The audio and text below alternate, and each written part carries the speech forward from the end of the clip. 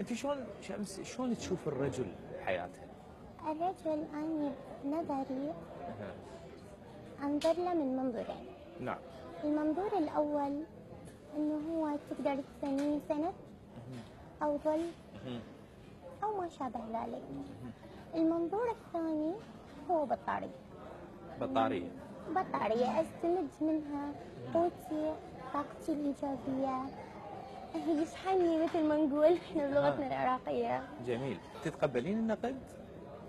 شور، أتقبل أي نقد كان إذا كان نقد بناء. اها.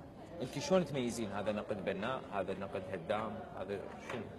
النقد البناء وايد في ناس ينتقدوني، ناس يحبوني، أعتبرها أنا نصيحة، ما أعتبرها نقد. ليش؟ لأنه ينتقدوني بيني وبينهم. اها. يعني مثلا يرفع علي تليفون يقول لي